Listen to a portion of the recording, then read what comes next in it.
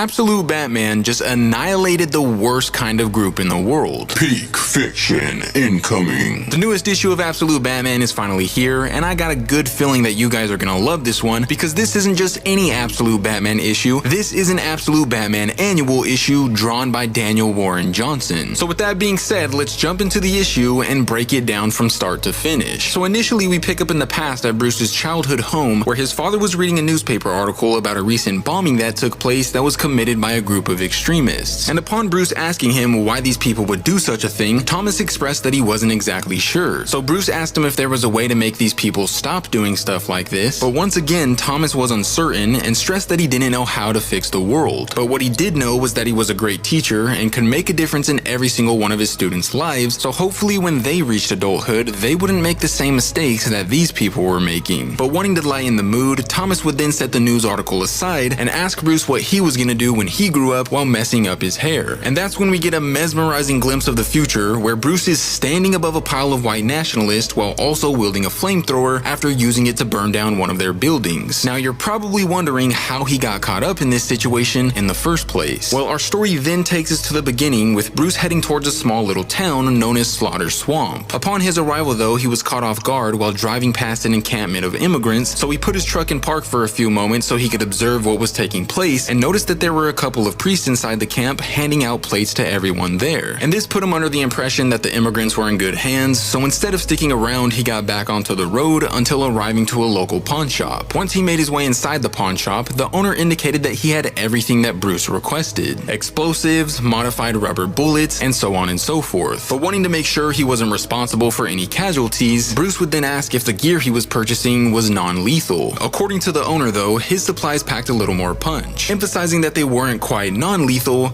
but they were less lethal. And that was fine with Bruce, so he gave the owner his money and began, loading the gear into the back of his truck. But in the midst of doing so, someone started desperately begging for mercy in a nearby alleyway. So the owner tried convincing Bruce not to get involved because there was nothing he could do to prevent what was going down, but unwilling to stand around while people were in danger, Bruce started booking it towards the alleyway as fast as possible, discovering that one of the ladies that he saw at the immigrant camp was being mugged alongside her son by a group of men wearing pig masks who claimed that they didn't belong in this town. And it wasn't long before one of them was ripping her son's backpack out of his hands before using the heel of his boot to smash all of his toys. So before they could cause any more harm, Bruce jumped into the spotlight, clobbering one of them in the face with so much force that he went flying backwards onto the ground. That's when one of the other members of this racist pig clan claimed that Bruce was making a huge mistake. But unbothered by their words and knowing that he was doing what was right, Bruce simply clenched his fists together in preparation for their next exchange. But before this exchange could take place, the pawn shop owner smashed him over the head with a wrench and knocked him onto the floor, revealing that he was closely associated with the pigs. Nevertheless, a few moments later, their leader DJ showed up, asking to be informed on the situation, so the shop owner implied that Bruce was a city boy with a savior complex who was trying to help the immigrants. So once the immigrants ran away, DJ walked over to Bruce's body, kicking all the air out of his stomach, before indicating that tonight was the night they were taking payback on this city for betraying them by embracing the immigrants. That's when they collectively began stomping on Bruce's body over and over again, but eventually one of the priests who was serving food to the immigrants tried shielding him from further harm by using his body as a human shield and begging the pigs to leave him alone. The situation then gets a little personal because it turns out that the priest actually knew one of the pigs named Jeffrey before he could even walk, so he knew that this wasn't the person that he truly was. But as Jeffrey began taking off his mask while seemingly filled with a boatload of guilt, DJ commanded him and the others to get on their bike so they could finish what they started. Our story then jumps ahead with Bruce waking up on a couch while confused about where he was. So the priest implied that he didn't have a choice but to take him to his personal home because the nearest hospital was an hour away. Nevertheless, a few moments later, Bruce noticed a picture of some sort of protest on a little side table, so he asked the priest if it was him in the picture. And after the priest confirmed that it was him, he indicated that he made a lot of friends during that time. A lot of friends that were chasing peace, but it seemed like it was a never-ending journey. After that though, Bruce wanted to know more about the group of thugs they encountered earlier, so he asked the priest if he knew what the meaning of the tattoo was that they all had on their arms. So the priest began to explain that it didn't used to be as bad as it was now, indicating that 6 months ago, a mysterious outsider started recruiting all of the men in town and filling their hearts with darkness, and tonight they planned on forcing the immigrants to leave their town by any means necessary. After hearing this, Bruce was determined to intervene, so he grabbed his flannel and started heading outside, only for the priest to reveal that the gang completely destroyed his truck, so he didn't have a way of transportation. However, because Bruce continued sifting through his truck bed until grabbing a suitcase full of gear, the priest would then ask him what he planned on doing because he was worried he was going to end up getting himself hurt again. But the only thing that Bruce responded with was that sometimes peace wasn't an option. Our story then jumps over to the encampment itself as the gang observed the residents from a nearby road while wielding bats and sledgehammers. And as if things couldn't get any worse, moments later they were confronted by the police, who initially acted like they were going to stop them from terrorizing the camp, only to burst out into laughter just moments later before revealing that they were actually gonna join them. After that, our story turns into an all-out bloodbath as we see DJ and the corrupt cops ripping the immigrants out from their tents before using their various weapons to brutally tear them apart. But moments later, when DJ stuck his arm straight up into the air while trying to yell out white power from the top of his lungs, he was interrupted and stopped in his tracks when none other than Batman himself grabbed his arm before snapping it right at the elbow. So as DJ screamed in agony, one of the white pig supremacists tried using his bat to smash Bruce onto the ground. But determined to take down the entire gang, Bruce then absolutely obliterated him with a massive boot to the face before lifting one of the cops into the air and smashing him into the ground with a variation of the Batista bomb. However, moments later the stakes got even higher because the pawnshop owner grabbed the young immigrant boy who was mugged by the pigs earlier before pulling out a pistol and holding it to his head while implying that he wasn't afraid to pull the trigger. But unwilling to let that happen, Bruce hurled a bunch of batarangs directly into his eye sockets before clobbering him with a vicious knee until he was no longer conscious. Before moving on to his next victim though, Bruce would then notice that the pawnshop owner had a giant ring of keys hooked onto his pants, and because he needed a ride since they torched his truck earlier, he swiped the keys without even thinking twice about it. Nevertheless, soon enough it was time to shift focus back over to DJ, who was now trying to crawl his way over to a nearby gun. After successfully grabbing it and firing multiple shots though, Batman effortlessly dodged every bullet before pounding DJ's face into the ground with one punch after another. However, that's when the priest from earlier jumped onto DJ's body just like he did with Bruce, while expressing that violence wasn't gonna fix anything. He didn't know how to make things better, but he did know how to prevent things from getting worse. And this just simply wasn't the way. But that's when Batman got up in his face, implying that whether the priest agreed with him or not, this was his way of handling things when people crossed the line. After that, the gang members that weren't injured made their way to one of their houses to gather reinforcements before telling their reinforcements about what Batman did to DJ. So they began arming themselves to the brim with every single weapon in sight, while Batman himself continued strategizing and putting together another plan that would make the gang regret their choices. Which is when we realized that the keys he stole from the pawnshop owner belonged to a giant dump truck, so this is also pretty much the origin story of how he obtained this vehicle. Nevertheless, as the gang proceeded preparing for their next interaction, one of their members immediately started panicking upon looking out of a window because Bruce decided that he was just gonna plow right through their house with the dump truck at full speed. Which is when we get this beautiful panel of the building just absolutely falling apart as some of the racists go flying into the air, realizing how badly they screwed up, and honestly, it's just chef's kiss. That's all I could really say. But even then, the destruction of the pigs was far from over because immediately upon Bruce exiting the vehicle, the pigs began unloading their clips and doing everything they possibly could to put the Dark Knight out of commission. So Bruce waited until they ran out of ammo before ripping the battle axe off of his chest and tearing them down one by one. And once they were completely unconscious or too injured to try stopping his rampage, he pulled out his newly acquired flamethrower before not only using it to fry one of their arms to a crisp, but burn down their entire house so they couldn't have a meeting place to be racist freaking idiots. However, once it was all said and done and Bruce felt like he finally got his point across, yet again he was met by the priest, who began wrapping the burned victims in bandages despite the fact that they were horrible people. So Bruce asked him why he was helping them, but the priest didn't really have much of an explanation. Bruce had his way of handling things and the priest had his own way of handling things as well. Our story then goes over to Bruce driving his new dump truck home while pondering on the memory we saw of him and his father. It's here that we realize that the reason he brought up the picture of the priest earlier after waking up in his house was because his father was in that picture as well. They were both protesting for peace right by each other's side. And after examining the picture, Thomas told Bruce, "I know who you are deep down. You have a strong and compassionate heart. All you have to do is be yourself. And no matter what you do, I'll always be proud of you." That's when present day Bruce looked down at his blood-drenched gloves, tucked his head into his arms,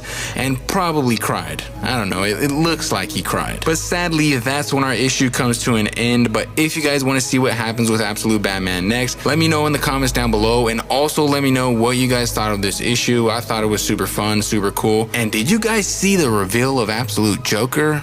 Oh my goodness, what the hell was that?